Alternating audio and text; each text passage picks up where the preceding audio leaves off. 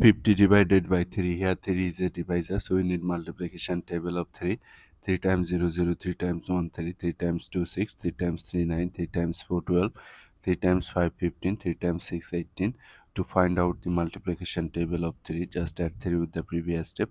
0 plus 3, 3, 3 plus 3, 6, 6 plus 3, 9, 9 plus 3, 12, 12 plus 3, 15, 15 plus 3, 18. This process will continue. 3 goes into 5 how many times?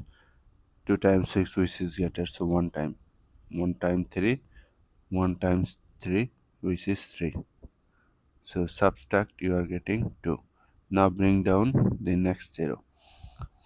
3 goes into 20 how many times? Look, 7 times 21 which is greater, so 6 times, that gives us 18. 6 times 3, 18. Now subtract, you are getting 2. So our answer is 16 remainder 2. If you want to write your answer in decimal form, then what will you do? Just take here decimal and add number of zeros according to your need. Bring down the first zero, but before the zero there is a decimal. Decimal must come to the quotient directly. 3 goes into 20. How many times? 3 goes into 26 times. So 6 times 3, 18. Subtract 2. Bring down another 0. Again 3 goes into 26 times. 6 times 3, 18.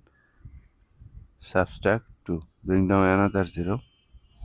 3 goes into 20, again 6 times. 6 times 3, 18. Subtract 2.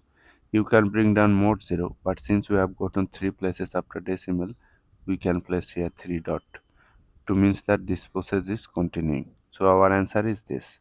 Since this, you can write your answer in alternative way. You can place a bar over 6. This means that the 6 is repeating. So 16.6 bar is our answer.